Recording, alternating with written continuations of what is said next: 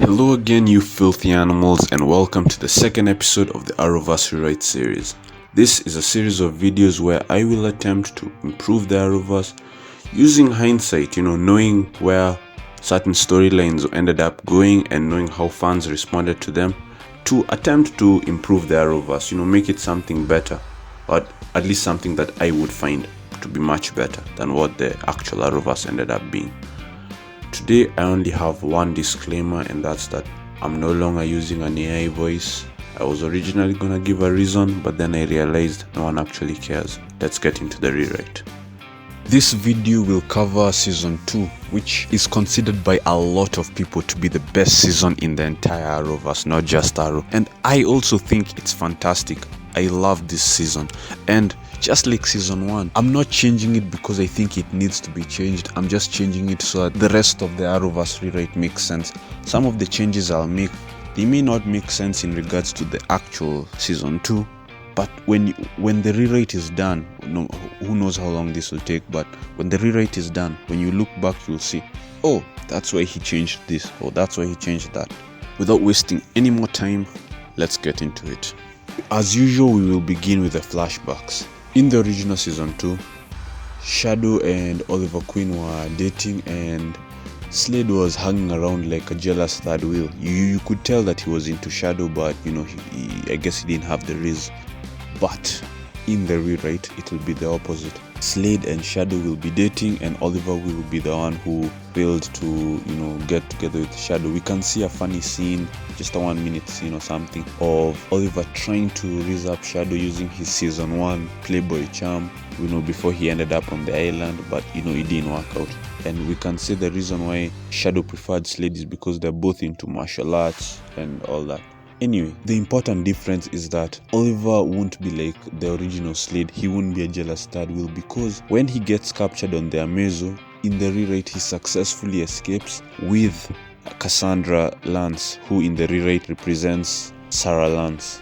When they get to the island, Cassandra and Oliver pick up where they left off on the Gambit. So now you've got two couples, Slade and Shadow, and Cassandra and Oliver. But we will find out that Professor Ivo had put a tracker on Cassandra.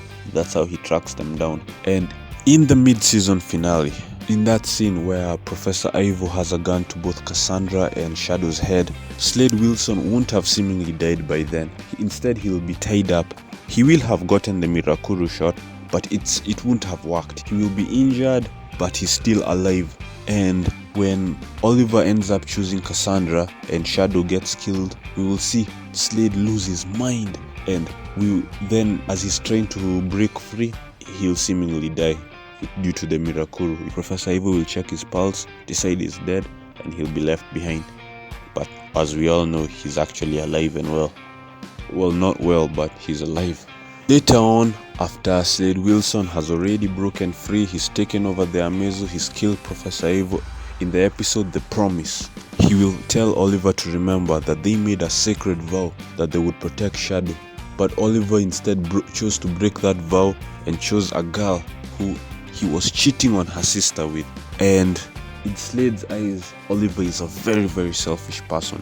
So that's when he makes the vow that he'll take away everything that Oliver holds dear. I know I haven't made that many changes to the actual flashback, and that's because the flashback storyline was really good. But the changes I have made, in my opinion, improve Slade just a little, because first of all, he was actually dating Shadow, and second, you can see from his mind how it would look. To Slade, I had a girlfriend, you had a girlfriend. You chose to let my girlfriend die just to save your own. Which, it's messed up reasoning, but remember, Slade's not in his right mind. And Oliver isn't actually a selfish person. He's a very selfless person. That's why he's a hero.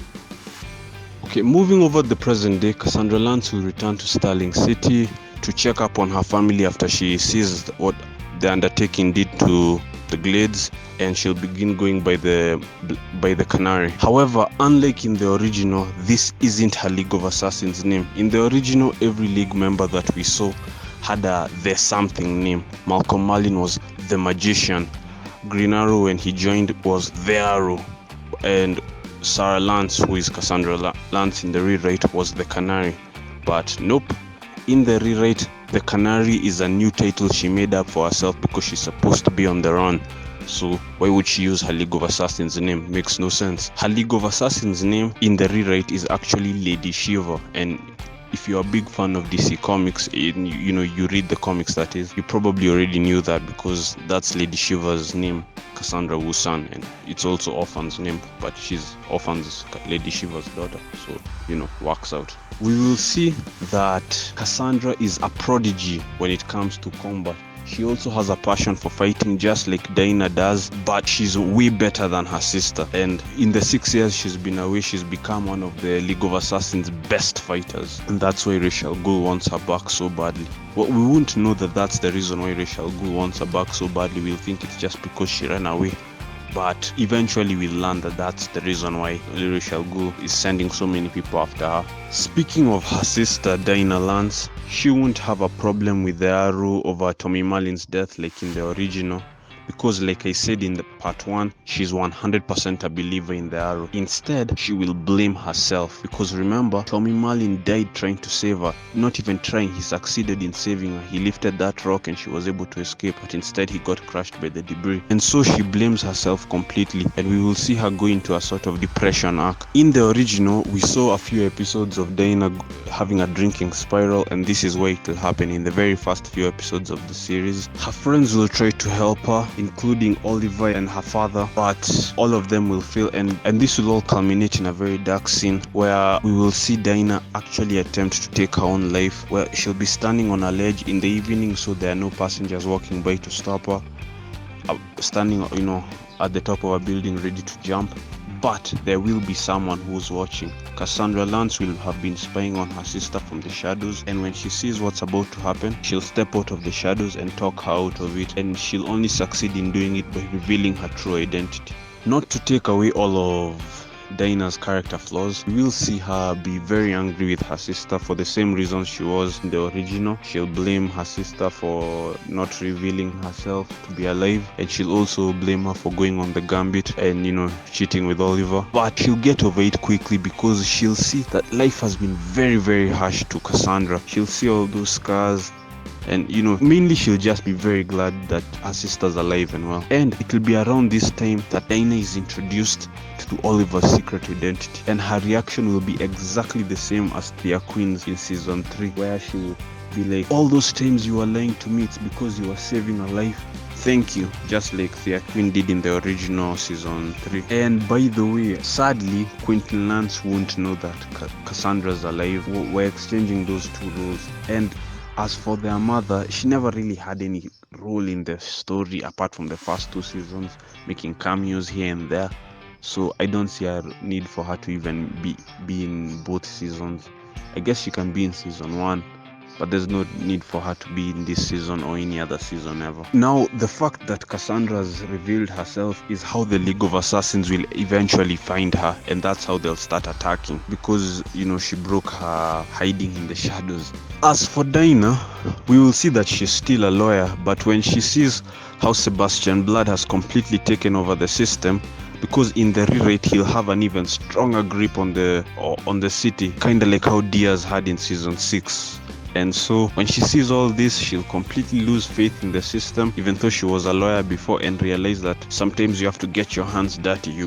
The vigilantes are the ones who get things done, and that's where we'll start seeing her passion start to grow. She wants to join them, but Oliver and Cassandra will both completely disagree. They won't be having it, and they won't let her become a vigilante. However, even though Cassandra, like I said, doesn't let Dinah become a vigilante, she'll be okay with them sparring because both sisters love martial arts, and now that they're both living together, because after she reveals herself, Cassandra will start living with her sister. We can see them sparring in their apartment as Cassandra teaches Dinah a few moves that she's learned, just for fun. I can imagine that these moments will be very emotional, but unfortunately Nissa Al Ghul, or Nissa Ratko, well, she's called Nissa Al Ghul in the show, will show up eventually. And unlike in the original, no one will be a match for her, not even Oliver. Nissa will be so far ahead. Well, fine, let's say Lady Shiva will actually be on that level, but the first thing Nisa will do is drag her, so Shiva can't fight, and then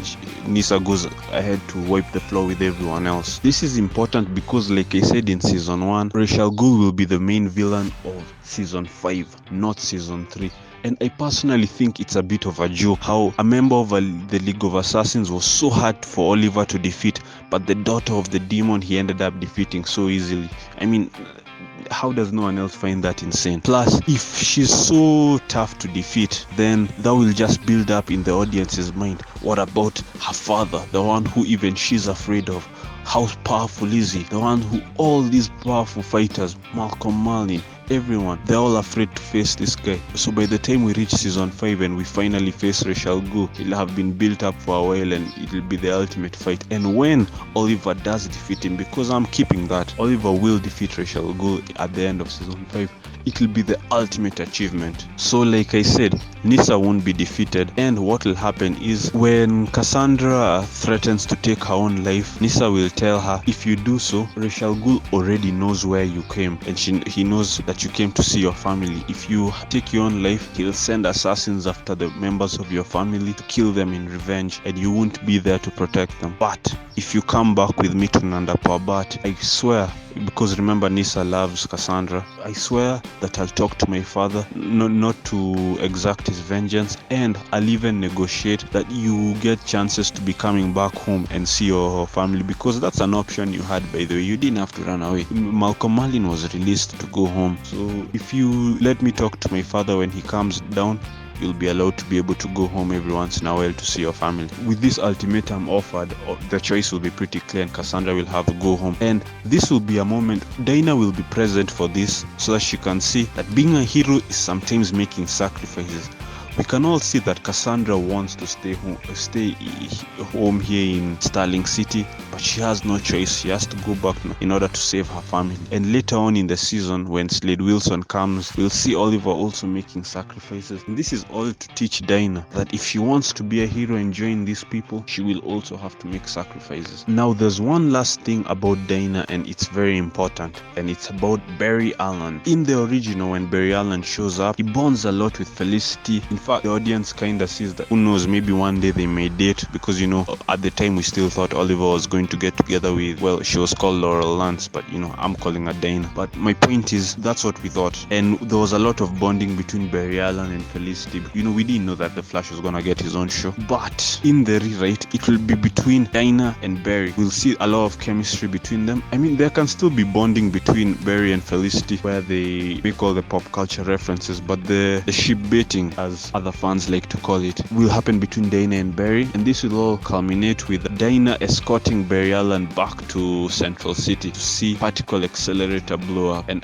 you think you can imagine where this is going? She'll be in Central City when that thing goes off, and yes, she will become a meta-human, and you already know what her powers are going to be. But obviously, so that the rest of the season 2 makes sense, her powers won't awaken immediately after. I'll say that her powers had awakened, but she just straight up never screamed until all the way in the season finale, where she'll scream when she gets attacked by one of Slade's henchmen and unlocks her ultimate ability, her sonic, her canary cry, and this will be a moment of hype, the same way Barry Allen getting hit with the lightning in the mid-season finale was a moment of hype. In the actual season finale, when Black Canary activates her ability, it will be another moment of hype. And one more thing that I wanted to add before I completely leave Dinah alone is in that episode where she escorts Barry to Central City. When she's on her way back, I'm imagining a scene where we see her about to get mugged. She gets surrounded by a bunch of crooks, and that's when the particle accelerator blows up. And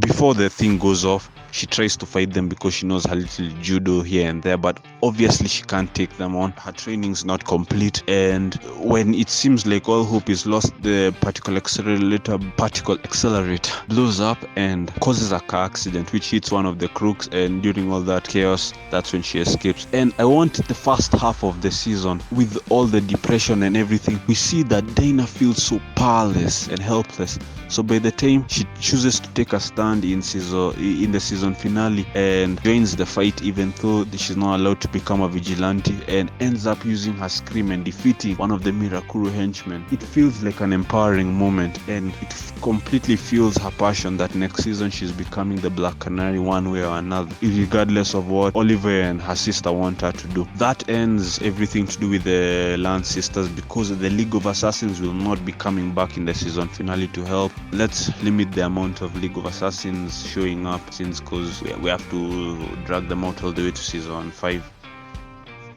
Moving over to our MC, our main character Oliver Queen. There honestly isn't that much to change because his existing arc is perfect, but the theme of this season is that heroes make sacrifices, and we will see that the sacrifice he'll have to make is he'll have to go to Amanda Waller, who is the last person he'd ever want to go to, especially when you see the season 3 rewrite. But he has to make that sacrifice and ask for her help in order to defeat Slade Wilson, because he can't do it alone. Well, maybe he can defeat Slade Wilson by himself alone if he truly locks in, but he can't defeat Slade Wilson and his entire army. And this choice to ask Amanda Waller for help is something that will truly haunt him. He'll end up regretting it so dearly and wishing that he just found another way to defeat Slade. But we'll get to season 3 when we get to season 3. I think I'm giving too many spoilers of my rewrite. One last thing about Oliver Queen, another sacrifice we can say he'll make is Dinah. There in the early episodes of the season, in her grief, and I guess she's not thinking straight, or maybe she is thinking straight since they land up together, she tries to rekindle their old relationship. She tries to get together with him, but Oliver is able to see that first, Dinah's not in her right mind to make these kinds of decisions, and more importantly, the death of Carly Diggle, who died because of being associated with the Green Arrow, being the Green Arrow's love interest, caused her death.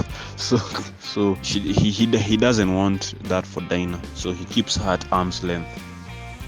I have nothing to change about Felicity for now. The Felicity changes will start next season, except obviously that I'm removing all the romantic foreshadowing, and in the season finale, when Slade has her, it's not going to be because he thinks they're in love or anything. It's just gonna be because, she's one of Oliver's friends, and that should be more than enough. I mean, if a villain held Caitlin Snow from The Flash, even though The Flash and Caitlin aren't dating, it would still work, so I don't see a reason why it wouldn't work with Felicity and Arrow. Now, moving over to Diggle, there is a lot to change for him. Remember that Deadshot escaped in the last season, and in this season we'll see Oliver keep his word. Using the resources that they'll get from Layla and her team, the Argus people, Oliver and Diggle will both hunt down Deadshot and finally catch him, putting an end to his reign of terror. And we will see let me not say a very dark scene, considering the actual Arrow season 1. But we will see a scene where Diggle wants to kill Deadshot and avenge his family, and Arrow is the one who talks him out of it. Oliver tells him to remember that in season 1, Diggle was the one, who kept trying to tell Oliver that killing isn't the only way and there are other ways to seek justice, and now he reminds Diggle his own words. So Diggle accepts not to kill Deadshot, and Deadshot's arrested and taken into Argus custody, and Argus offers Diggle a chance to work as a freelancer, which he accepts because it's useful for him and Oliver's mission to fight crime in Starling City, because you could always use more data. In the original, Argus already knew who the Arrow was, but in the rewrite, that won't be the case. It will be a well-hidden secret, and there are only a few people in the entire world who know. 6 people to be exact, not counting the Flashback people, obviously. By the way, before I continue, the episode called Birds of Prey, it was episode 17 in the original, but in the rewrite it has to happen earlier, somewhere around episode 11 and episode 12, and it will be renamed. It won't be called Birds of Prey because I'm saving that title for a much later episode in a much later season. Instead, it will be called Fool's Game, because revenge is a fool's game. And in case you can't remember, that episode featured the return of the Huntress. Well, first of all, I can tell you something about the entire rewrite. The Huntress won't disappear like she did in the original. She'll be a character who'll stick around. All this to say that in episode 16, the Suicide Squad, when Diggle's offered a chance to lead the Suicide Squad, it will be the ultimate revelation, the ultimate betrayal. She thought that Deadshot and even Huntress, when she got caught, were all serving time for their crimes, but in reality they've all been released. They've been added to Task Force X, allowed to run free. And when he refuses to lead, Amanda Waller will reveal that she knows Oliver Queen's secret, and she will make an anonymous call to the SCPD if Diggle doesn't cooperate. And this will be foreshadowing to show that making a deal with Amanda Waller is like making a deal with the devil. Now, Deadshot won't die this season, but he will reveal, just like in the rewrite, after he and Diggle start to bond, the organization that hired him to kill Diggle's brother. But in the rewrite, it won't be Hive, it'll be an organization called Checkmate. And Diggle still won't have forgiven him. But the reason why